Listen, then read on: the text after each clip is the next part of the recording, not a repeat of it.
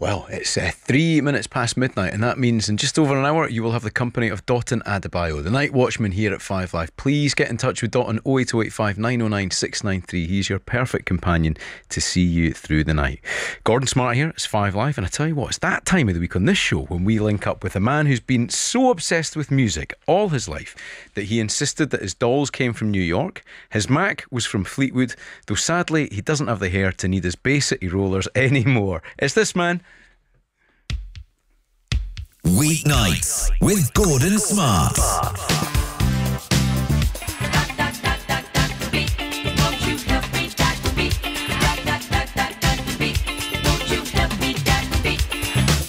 It is Dr. Beat himself. I'm still trying to count the doctors in that intro and I can never do it. At least that's what we call this great man. He is Dr. Joe Bennett from the Berklee College of Music in Boston.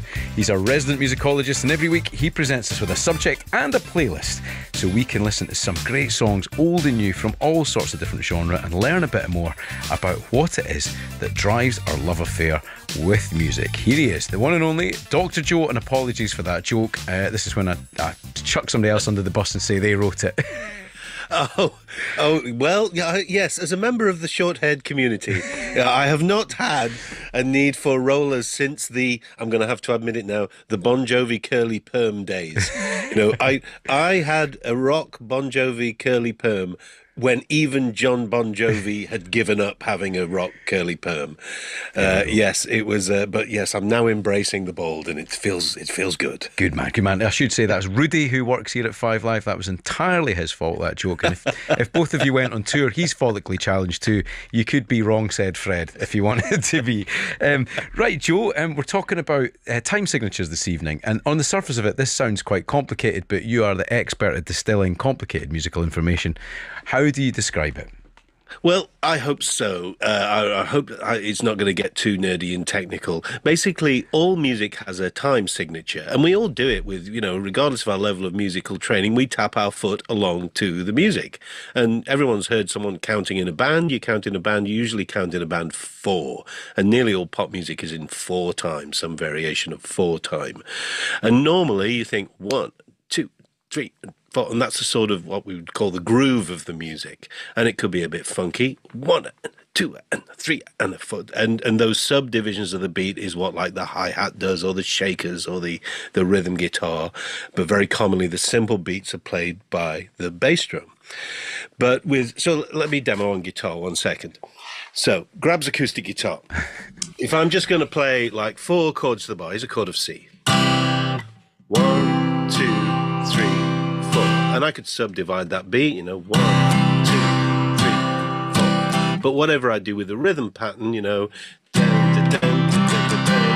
can still hear that it's still got an underlying pulse. You can count along, and that's the tempo of the music. But with 12/8 time, which is what we're going to be listening to tonight almost exclusively, you divide every one of those 4s, you divide them into 3 subdivisions. So instead of 1, 2, 3, 4, it's 1 and a 2 and a 3 and a 4 and what you do on the instruments, you can vary it up. So I could play that as an arpeggio, 1 and a 2 and a 3 and a 4. And in fact, we're going to start with a song that sounds I think we know that very song. like that. Yeah. And of course, if you speed it up, I'm not going to count all the 12s, but 1 and a 2 and a 3 and a 4 and a 1, 2, 3, 4, 5, 6, 7, 8, 9, 10. No, I can't do it fast enough. But if you count up those subdivisions and then play real fast, then you get what we think of as a shuffle or a boogie. So instead of da da da da da da, it's da da da da da da da da da da da, which could be anything from like Irish folk to a country bounce to a jig. So that's referred to, the technical term, as a compound time signature. But really all you need is that tonight is all about songs with some kind of a bounce or a lilt. And really that's what 12/8 makes us hear. Excellent. And that's a great way to tee up the quiz, which you do every week. We always have Joe devises a quiz. He's done this quite a lot, I think. I'm going to call it moonlighting away from his academic studies, probably to earn a few quid on the side, I would imagine, as a quiz host. And Joe, you've put a quiz together tonight, and all of these songs tonight are 12/8 time signature. Correct, yeah. So 12/8 is not the most common time signature. Most big hits are just in 4 time, but there are enough of them to build a quiz and enough well-known ones. So even though it's a minority, so basically, I'm simply going to play you the intro, slightly digitally tweaked so you can't cheat and Shazam it. But I'm going to play you just the intro to 6 really big hits of the last 50, 60 years, right across the decades as ever. And you're going to hear that intro, maybe about 5 seconds of it, and it's simply to name the song. I'm going to give you the year. Excellent. Right. Remember, 85058 if you'd like to get involved in the text, 08085 909 693 on WhatsApp. Please get involved. Joe always has his regular listeners who like to challenge him, but tonight the doors are open. Give it a spin. Right, Joe, take it away. Let's do it. Question 1. This piano ballad was released in 1972, a US artist.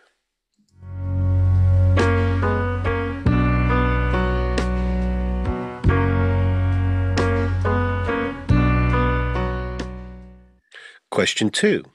This is a song from 1980. It's a funky groove, and it is in 12/8, fast 12/8.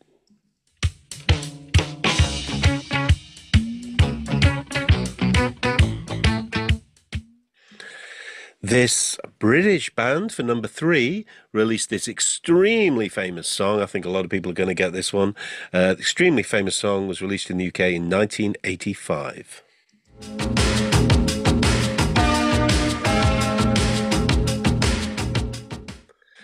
Number 4, this artist released this song in 2004. I think you can really hear the 12/8 balladry in this one.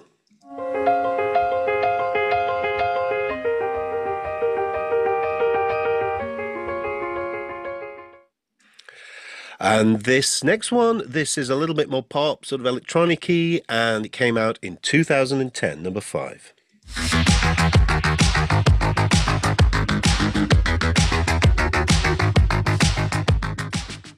And finally, number 6, this American artist released this very well-known track in 2019.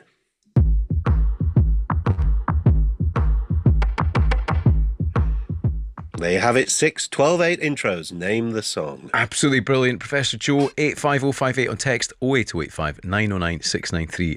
I can see the gentlemen working on the show this evening behind the glass, scribbling down with their tongues hanging out their mouth as if they were trying to get it right. 3 entries, all they look confident tonight, Joe. I can tell you they look confident.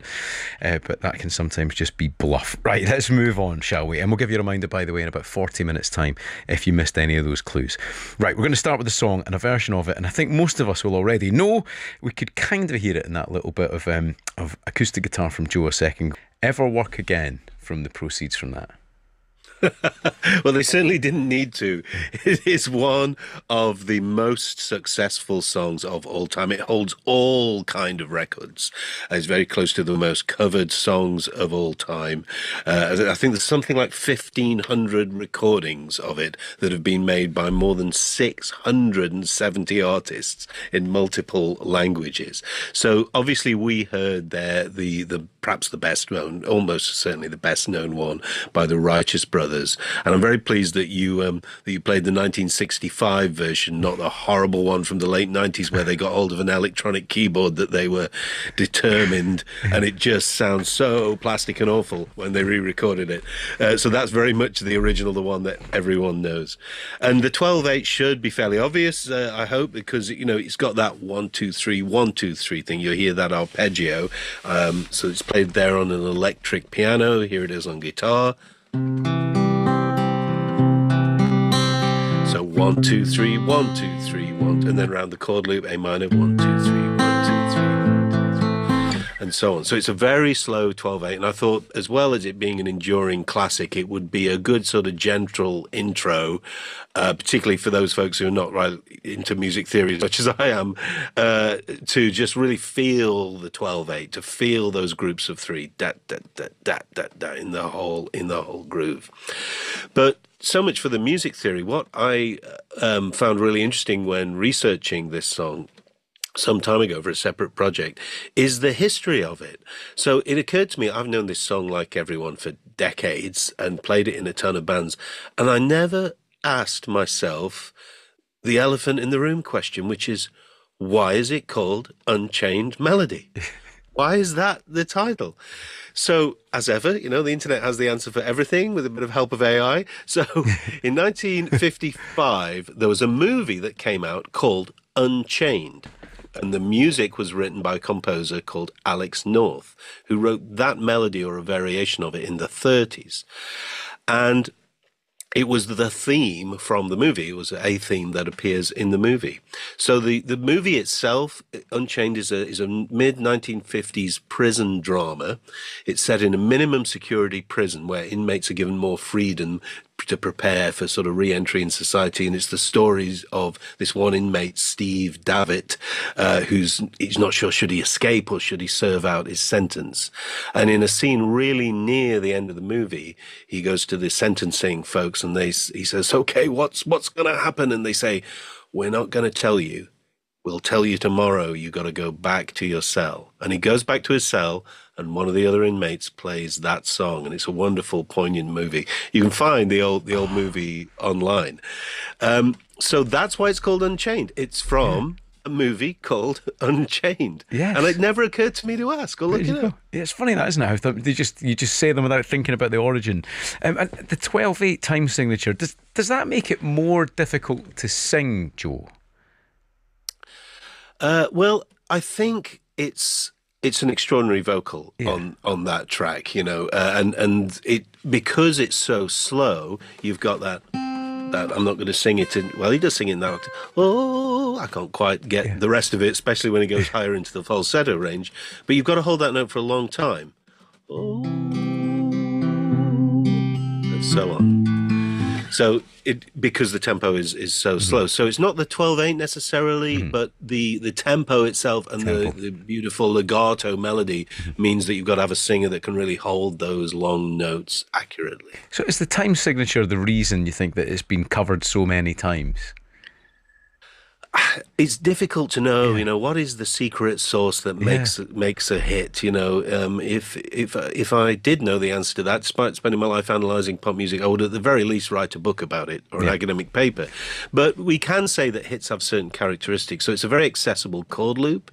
It's the classic 1950s 1, 6, 4, 5. Which people who've seen the movie Grease, there's a Back to the Future, it's Earth Angel. It's in a ton of things, and there's actually a song in the movie Grease, I think, is it in the movie or the play, called Those Magic Changes, which is about those chords, C, A minor, F, G in this key. So that's something that's very accessible, but, hundreds of songs had that loop in the 50s, and they weren't all Unchained Melody. So, I don't know, it's a beautiful melody, it's a timeless lyric with some great imagery in there. Lonely rivers flow, it's full of vowels, it's a concrete noun image, it's powerful stuff. So what is the formula? Why is it so successful? I think part of it is that for a good singer, it's just really satisfying to sing. You can really wring the emotion out of it. Joe, I'm pretty sure I was in a pub quiz once where somebody told me that this song, the Righteous Brothers version of it, was a B-side. Which, is that true? Do you know that? Yes, I think I had heard that there was, it had been released by other artists before. And in fact, there's a version by Elvis Presley, Vito and the Salutations, which is the version that appears in the movie Goodfellas. Willie Nelson's done a version, and perhaps less famously, Gareth Gates, Robson and Jerome. There's a fantastic one by Harry Belafonte. So just so many cool singers have, and maybe less cool singers have also recorded this song. There we go, Joe. Righteous Brothers version, originally released as the B-side of the single Hung On You. Phil Spector produced Hung On You, but not Unchained. Spector left it to Bill Medley. He was so incensed that the B-side was being played on the radio stations, he called them to tell them to stop playing it. There you go, but rock and roll history for you. Control freak. There you go. And apparently he did take a production credit for Unchained as well. Incredible stuff. Right, Joe, 1967, that's where we're going next. Let's have a listen to Etta James and I'd Rather Go Blind. Something told me it was over. Yeah. When I saw you and her talking, something deep down in my soul said, cry, girl. When I saw you and that girl walking now, ooh, I would rather go blind, boy, than to see you walk away from me, child. It's absolutely beautiful. Etta James, I'd rather go blind. Joe, why this song? Well, again, I'm sort of moving through the decades with 12/8, and from starting in the 50s, we're now in the 60s, and Etta James, such a wonderful vocal again.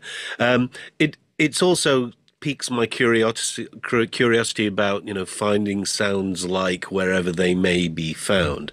So it's a sort of a slow soul blues, and it's a 2-chord loop: A, B minor, B minor, and back to A.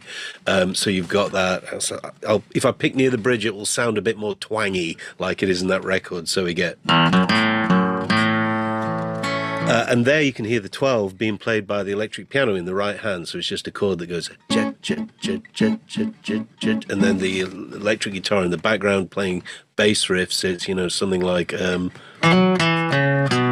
then the keyboard. But what made me think of this song was the much more recent release, which is Chris Stapleton's Tennessee Whiskey, that a lot of people will know. And the song Tennessee Whiskey, which was originally released, I think, in the early 80s, has the lyric that people know from the modern Chris Stapleton version. But musically, Stapleton sings pretty much Etta James's melody from this song, from I'd Rather Go Blind. And the riffs are very similar, and it's in a similar 12/8. So as far as I know, there aren't any shared author credits. It's just one of those interesting things. If you take a sort of classic soul blues backing, it can be interchangeable in very different lyrics. So there's the obvious question to ask a musicologist at this point then is that not, can I say it, is that plagiarism? Well, some things are allowed to be plagiarized. That is to say, if the thing that you're copying from someone is not itself their invention, then it's not protected by copyright. So, it would be very difficult to say that any composer owns the copyright to, dun, dun, dun, dun, dun, dun, dun, dun, dun, dun, dun, dun. It's sort of a jam band, what you might do with a 12/8 groove in a slow ballad. So what in the technical term is an unprotectable element of the music. But when you hear Tennessee Whiskey by Chris Stapleton, it's really obvious that he's... So we say conjuring Etta James? There's a 12/8 question here for you, because does the time signature lend itself to a particular type of music, or does it just exist across all genre? A lot of pop is very good for ballads, as you've heard probably from those first two. There are some kinds of music that, like, you never hear it in, or almost never, like, jungle, drum and bass. It just doesn't work in those. I'd love to hear you try, Joe. You could do it, but it would just sound like a drum machine falling down the stairs, kind of thing, because the tempo's so high. So no, I don't think so. It's more to say that there are some types of music that it really doesn't suit. But that said, in playlisting the show tonight, I tried as ever to be as diverse as possible, and we've got a little bit of something close to EDM coming up a bit later on. Excellent. Well, that sounded magnificent on the radio. Etta James, I'd Rather Go Blind. Now, your next choice, Led Zeppelin. This is from their third album, and it's Since I've Been Loving You.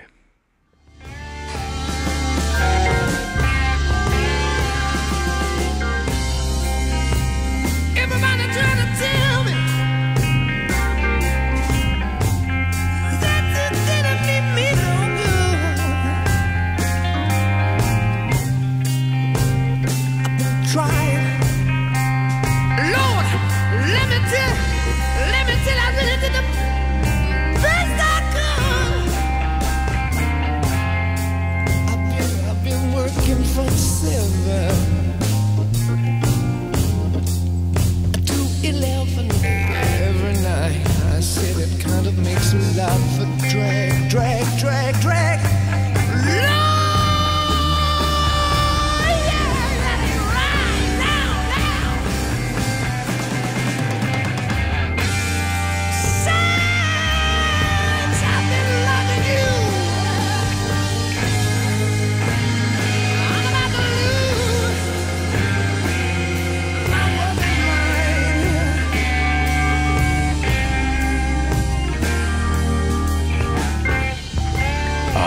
Don't want to listen to all of that, I'm afraid. Led Zeppelin, Since I've Been Loving You. So what do we need to know about this one then, Joe? Well, this is a very, very slow blues in C minor. So it's one of those tracks where no one in the band is going to need a chord sheet when you're playing around that loop. And Robert Plant can go off and do his thing, and Jimmy Page can do his thing. So you can hear how slow it is. 1 and 2 and that riff at the end. Do that. And one reason, I think if we actually let the whole thing play, we wouldn't get much more of the rest of the show to talk, Gordon. So it's just, in fact, it was described at the time by it was Lester Bangs of Rolling Stone. He wrote that the track represents the obligatory slow and lethally dull 7-minute blues jam, which history shows to be a little harsh. But, you know, I'm not going to lie, it's not my favourite Led Zepp track. I do prefer them when they're not so obviously just jamming in the room, where it's a bit more structured. You know, it's hard to hate classics like Stairway to Heaven, and even on the 12/8 side, you know, songs like Dazed and Confused. But, you know, it's a classic. A lot of Led Zepp fans really love it, and it's certainly a really, I think, nice example of what a super slow blues sounds like, how slow you can pull the tempo in 12/8 and still make it work if the performance is there. Excellent stuff. And again, John Bonham's drumming might be a great way to think about that time signature, because it's so crisp and clear there, isn't it? Yeah, so in the 12, 1, 2, 3, 4, 5, 6, 7, 8, 9, 10, 11, 12. So basically you've got the bass drum on the 1 and 7 and the snare drum on the backbeat, which start with 4. 1, 2, 3, 4, 5, 6. And then either the ride cymbal or the hi-hat giving you every 8 of the da da da da da da. So yes, it's 12/8 time, and maybe I forgot to explain at the start, Gordon, that why do we say 8? Well, it's like if you remember your GCSE fractions in maths, it's that you have with a fraction, you have the numerator and the denominator. So what it literally means is there are 12 of the 8th notes in each bar of music, so it's 12/8 is what it really means. So yeah, I think the drums really highlight the 12/8 there, and but it's just a grid over which the band can jam and be virtuosic vocally and guitaristically. See, there's a couple of people challenging this tonight, Joe, saying, is it not 6/8? Is there? Well, this is a great debate. You know, at what point does a 12/8 become so? When you start to feel it in 2, 1 and 2 and 1 and 2 and so it's partly perceptual, and certainly you could argue that Days Confused, or even Since I've Been Loving You, are in 6/8. I've always heard it in 12, but it is one of those subjective timing things. And even if you transcribe it, you find a commercial transcription of it. Of course, that sheet music wasn't written by Led Zeppelin. Yeah. It was written by some musicologist in a shed like me, you know, listening to the record and working out what it is. So unless the artist definitively says what time signature they want you to perceive it in, it's very much musicologically debatable. Great, and thanks for all the messages asking that, because it's a good question, isn't it? You know, that's the beauty of this time signature, I suppose, Joe, that it is open for a bit of debate. It's great. Right, okay. One of the great things about this hour is the musical gear changes we often have, Joe. And I love it when he does this, because we're going to go from Led Zeppelin to James Taylor now. In fact, let's throw in a bit of Marvin Gaye as well, shall we? So the song is How Sweet Is It to Be Loved by You, and here is James. How sweet it is to be loved by you. How sweet it is to be loved by you.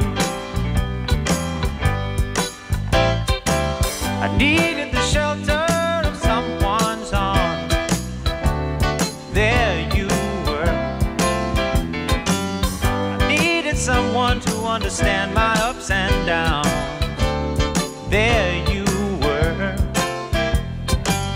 with sweet love and devotion,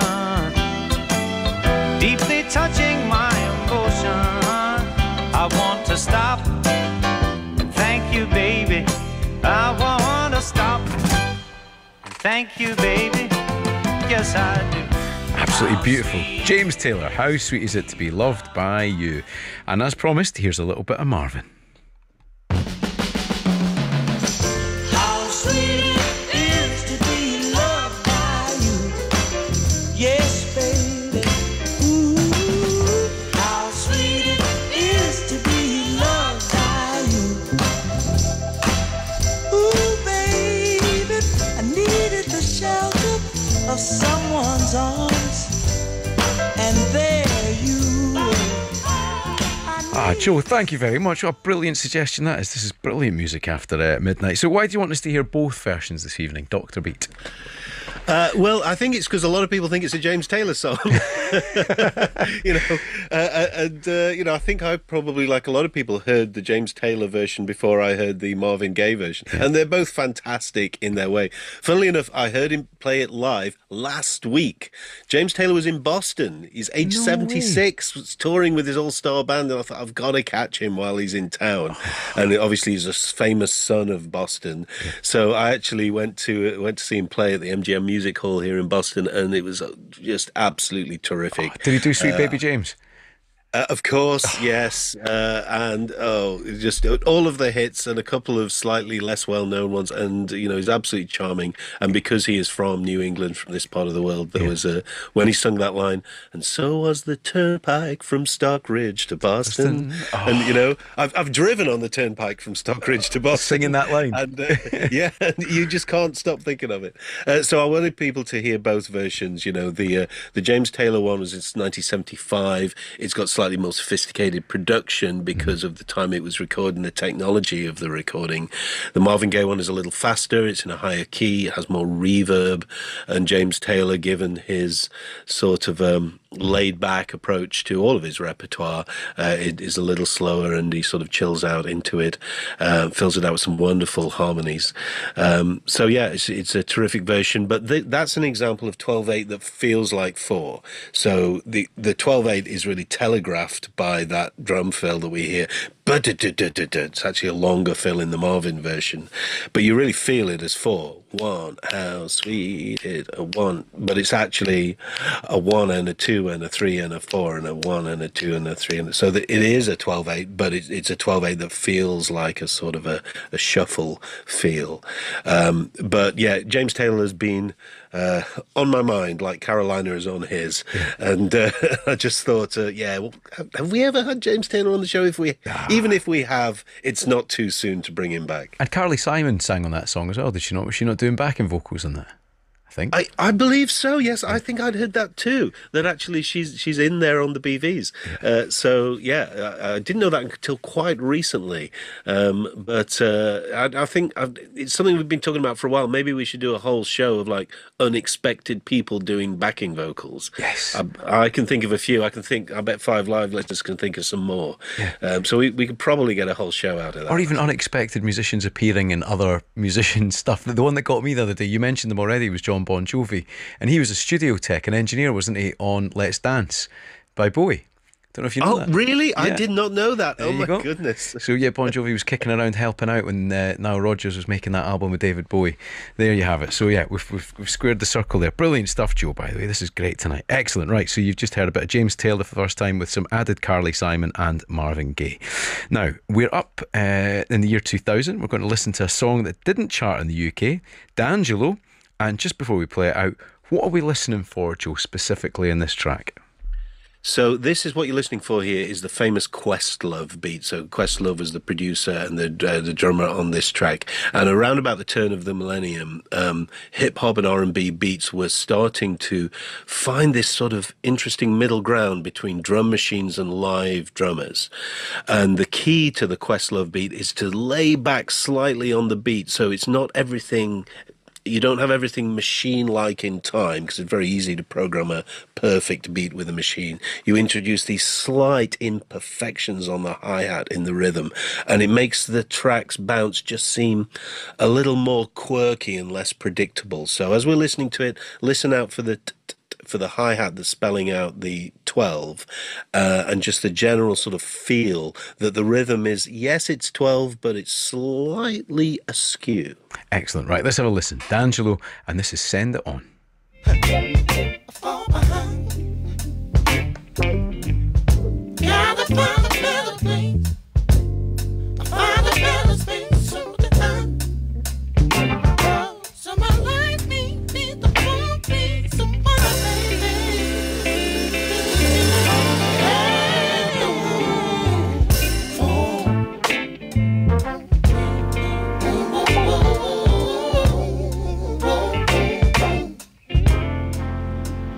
tell me what will I do? Tell me, baby, what I do. Send it on back, send it right back. Hold on, be strong, you're home. Move on, move on, hold on, I'm at home. Feeling insecure, you can be sure it's for me to do. There we go. D'Angelo, Send It On. So, Joe, tell us a bit more about this. Yeah, so it's sort of the sound of turn of the millennium, what I guess we would call neo soul, and I don't know if anyone noticed the flugelhorn line in there. You had these lovely little brass lines in between the vocal lines. That was trumpeter Roy Hargrove, and he was playing a flugelhorn, which is a sort of a more mellow sounding trumpet-like instrument, and it arguably features an interpolation that is a little musical melodic quote of Kool and the Gang's Sea of Tranquility from 1969.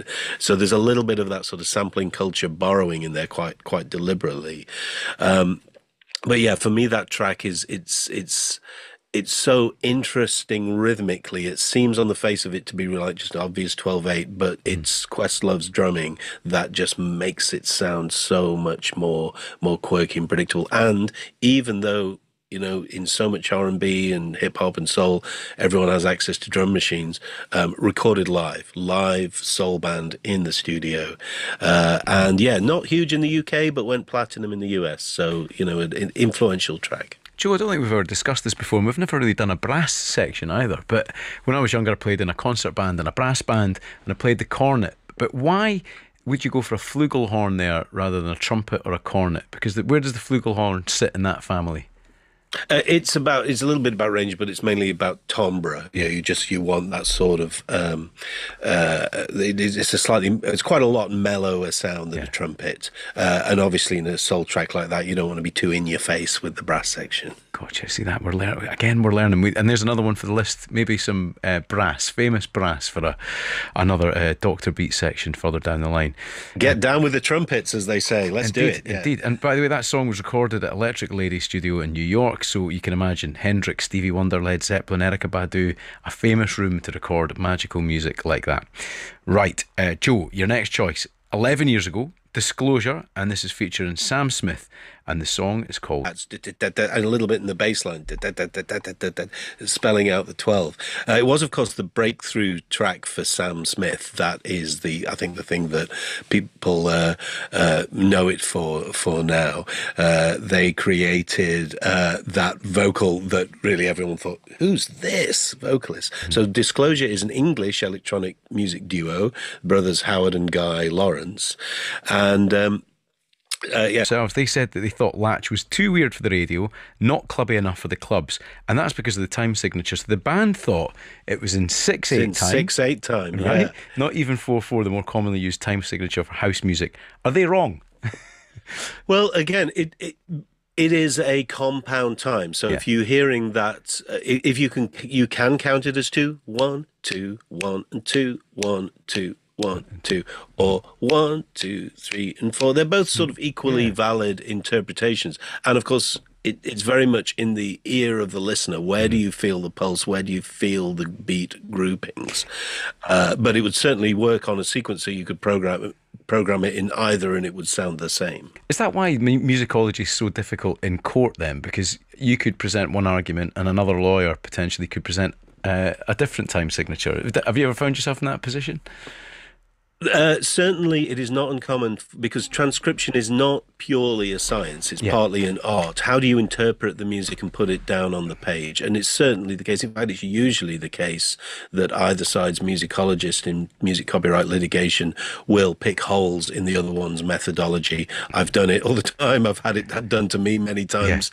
But you know, you do your best to just tell the truth about the music. That's your job as an expert. It's not like to advocate for your client or for anybody else. It's just you say, this is what the music is doing, in my professional opinion.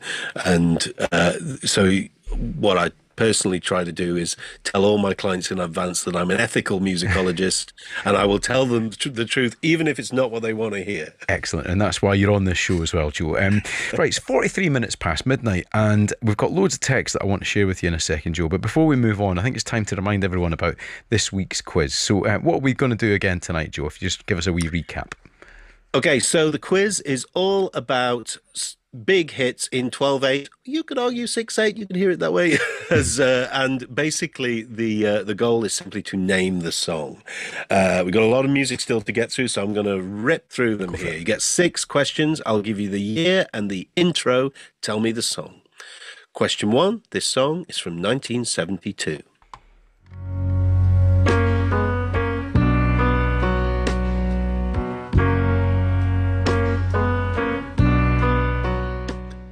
Question 2, this song is from 1980.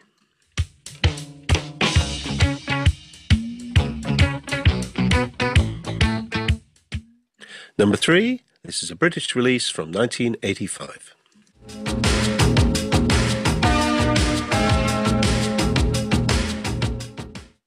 Number 4, this is a piano-based ballad from 2004.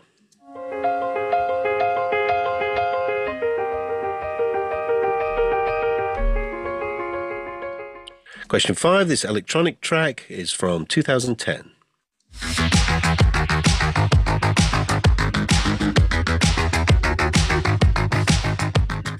And finally, question 6, this big hit is from 2019.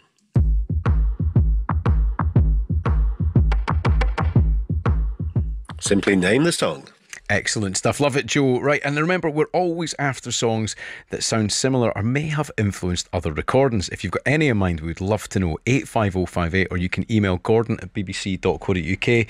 Joe, Unchained Melody has a backing track which is a dead ringer for Wild in the Country by Elvis, and that's Jake West and Byfleet Surrey. Anything in that, Joe? One for a look? Right, probably the chord loop, but you know, there's a lot of songs with that feel and that kind of harmony. So yes, can't copyright a backing track, at least not unless you sample it. Excellent stuff. Right, we've mentioned Bon Jovi a couple of times tonight, and it's a case of Bon Jovi versus the rest of the world. So, Joe, tell us more. Okay, this is perhaps the most ambitious sound-alike we have done on the show, Gordon, ever. My daughter has an expression, people on the internet are talking about, you know, or people on TikTok are saying. There's a lot of internet chatter about this song. I think a lot of people will know You Give Love a Bad Name by Bon Jovi, one of the most famous rock songs in the world. And there's people on the internet are saying that it sounds a little bit like If You Were a Woman and I Was a Man by Bonnie Tyler. So you be the judge.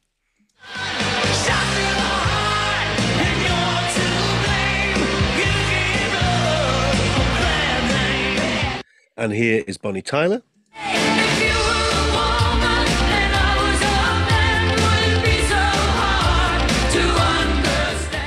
So, yeah, I kind of get it. And of course, if you put them both in the same key.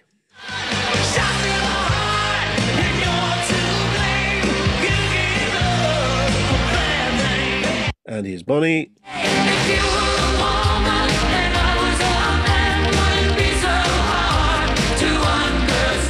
Okay, so da da da da da da da, etc. So it's perhaps unsurprising that they sound so similar because they were both co-written by Desmond Child. So perhaps that is an explanation.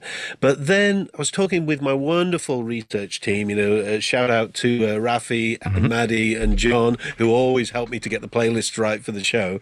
And we said, I wonder how many we can find. I wonder how many songs we can find that go da da da da.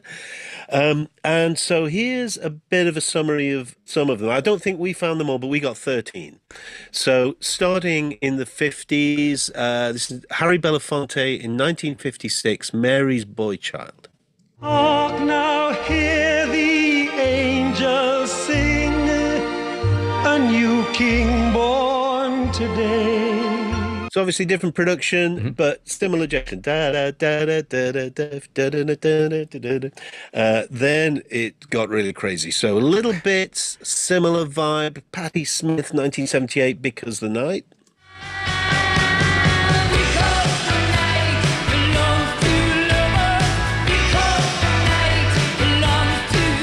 So similar gesture, but it doesn't go up to the sixth. Da, da, da, da, it goes down. Da, da, da, da. But this was an interesting one. Styx, 1978, Blue Collar Man.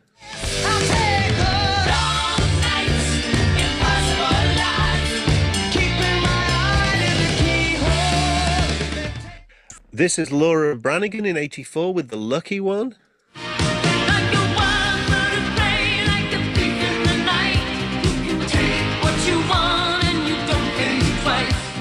This is Anki Bagger from 1989. In fact, let's just go back to Bon Jovi briefly to remind ourselves.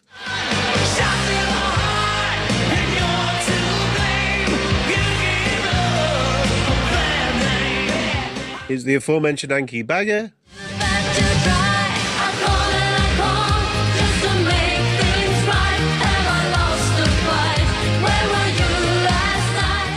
This is DJ Raoul, among others, from 2000. This is a lot more electronic instrumental, but same vibe.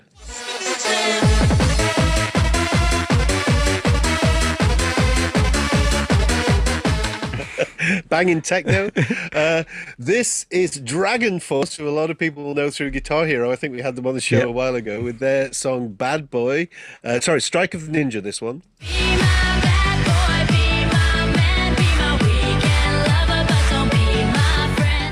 Oh, that was Bad Boy by Cascada. I misspoke. Sorry. This is Strike of the Ninja.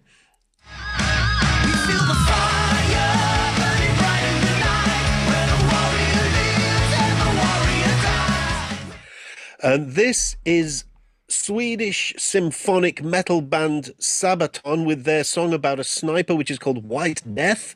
You're in the sniper's sight, the first kill tonight, time to die. And this is Bloodbound in 2012 with their song Son of Babylon. I'm the son of Babylon, and I'm on the run. Hell is calling, now my time has come. The one that everyone on the internet was talking about was Ava Max with Kings and Queens. If all of the kings had their queens on the throne, we would pop champagne and raise our toast. And then finally, this random one, which we found was from Eli's Kids Songs and Nursery Rhymes on YouTube. So it's a song called The Football Song.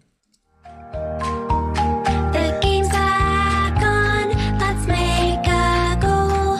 Dribble, run, and kick it long. So I then thought, okay, we've got all of these. We've done these audio mashups. They're basically, if I just grab a guitar here, we'll work out the chords. So if we do it in C minor, so we've got da da da da da da da, either to the major or back to the minor, da da da da da da da da, and variations on that idea. But that same melodic thing with those chords or chords very like them. So. Gordon, here is the 1 minute mashup of all of them. This is a song we're calling Shot Through the Chords. And who's to blame? Here it comes. Hark now, hear the angels sing.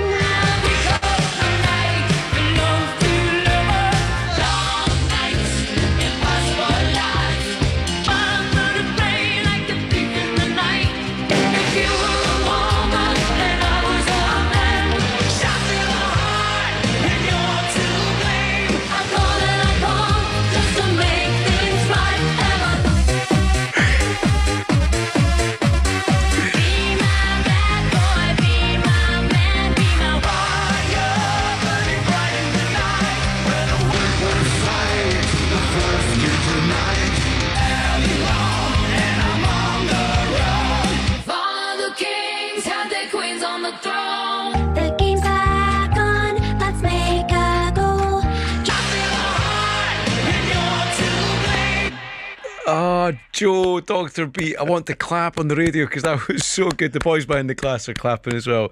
And you and your research team, that's just put a massive smile on my face at nearly 5 to 1 in the morning. Absolutely outstanding. But the answer to the question then, Joe, is who does give chords a bad name? Is Bon Jovi in Hot Water there in any way? I don't. I mean, how would you even? How would you even be a plaintiff in a case like that? Can you imagine? I invented this melody. I think you didn't. And here's Harry Belafonte. Excellent stuff, Joe. Loved that. Absolutely brilliant. Right, it says steaming towards midnight, Joe. So I think the other thing you've got to do is reveal the answers to this week's quiz. Lots of people getting involved. So what were we listening to? And give us a bit of a run through, Joe. Okay, let's do it. So, got a bit of time, so I'm going to actually play you the full intro and explain it a bit. So, the 12/8ness of it. Here is the number one, the song from 1972. Listen to this piano intro.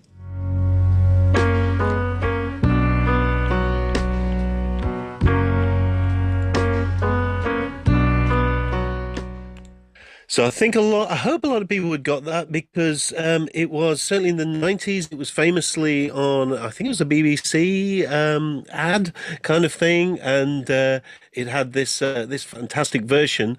But it was, of course, "Perfect Day" by Lou Reed. Here it is in the original key. Oh, it's such a perfect day. I'm glad I spent it with you. Wonderful track. I wish we could have played all that. Number two was this groove. Again, feeling the 12/8, maybe 6/8. That sort of feel.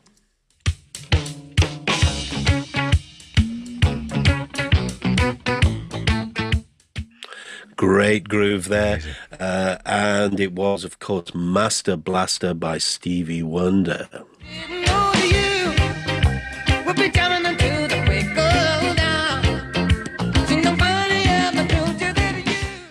For number three, again, I'm pretty sure a lot of Brits would have got this one. It was huge at the time, and it's been synced in many a movie and TV show. Intro sounded like this.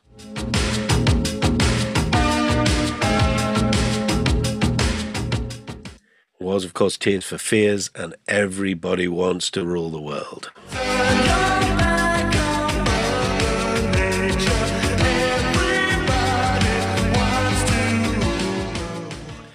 For number four, this one could have been a lot of things because all you got was the piano arpeggios, which sounded like this.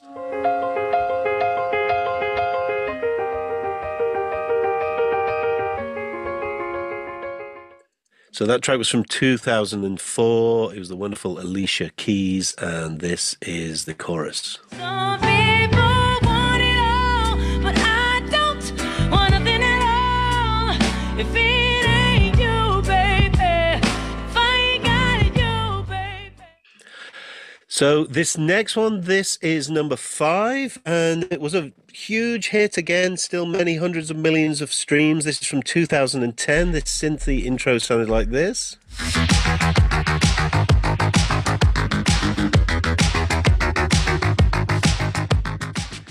And the artist was Mike Posner, and the song was Cooler Than Me. I could write you a song to make you fall in love. I would already have you up under my arm. And finally, this rather dark intro.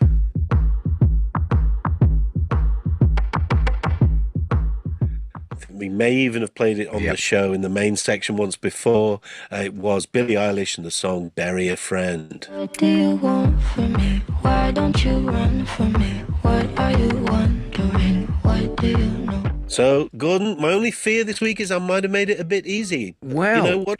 Have people got it? Joe, a lot of people are involved tonight. First of all, well done, Mike from Hastings, for getting Perfect Day and then retiring after that for the evening. Good on you. 2 out of 6, quite a few names in there, but I'm going to start at 3s out of 6. David and Leighton Buzzard, Michael L. Hayes in Middlesex, regular contributors. Then a leap into the 5s out of 6s, we can get regulars. Benny and Kim. Kim is kicking herself this evening because she thought she had it, but you've thrown her with Mike Posner, amongst others as well. But then, I'm afraid, Joe, 6 out of 6. Andrew in Linlithgow, your regular, I'm going to call him your nemesis now because I think he's on a bit of a He's run. some kind of genius. He must just listen to pop music all day long. He does. For like 50 years, I think. Good man, Andrew in Linlithgow, where I used to live many moons ago. And Ant in Hebden Bridge, listening for ages, but the first time to message Dr. Beat. Love this part of the show. Well, Ant in Hebden Bridge, what a debut you have made this evening. 6 out of 6. Congratulations. And to everybody else who messaged tonight and didn't quite get there, don't be disheartened. There's always next week with Dr. Joe. Joe, I should say to you, you've had loads and loads of messages tonight. I'm going to try and go through one or two before we leave. Right. What have we got here? Gordon and Joe. Is there any chance Joe Jackson's Is She Really Going Out With Him going to qualify as 12/8 rhythm? That's Adrian and Forest Gate. Can you think of that song? It's a pretty straight 8. It's dung, dung, dung, dung, dung. But it does have a quite busy hi-hat, so maybe that's what that person is hearing on the groove. But I would say that's a straight 4, that one. Yeah, there we go. Chaz from Poole and Dorset says, Professor Joe Bennett, Uptown top ranking, is that 12/8 time? Seems to me like it is. I'd have to go back and listen to it. I'm trying to listen to the groove in my head. You caught me on the hop. Not going to commit either way on that one, Gordon. Okay. I'm gonna go and listen to it again. We'll come back to you. Ruby in Aberdeen, still smiling from when you did Oasis 2 weeks ago. Did Mark Bolan fans really have the cheek to complain about plagiarism? His first single, Deborah, was basically Peggy Sue with the name changed, and his big hits included Teenage Boogie and You'll Be Mine, redone with slight lyric changes. So Ruby in Aberdeen, regular listener, thanks for pointing that out. Joe, does that sound about right? Mark Bolan may have leaned on a few things. I think there's a lot of people. We had Led Zeppelin earlier, also serial, should we say, allusionist, if that's a word. Yeah. Excellent. Well, Dr. Beat, it's been a pleasure tonight, and thanks to the research team that worked with you as well. What a brilliant job they did tonight on your mashup. Dr. Beat, we'll catch up again soon. Look forward to it. See you next week, Gordon. There we are. Dr. Beat, Professor Joe will be back next week. Up next, Dot and Adebayo. I'm back tomorrow. Good night. Voice of the UK. And the home of the Premier League. This is BBC Radio 5 Live.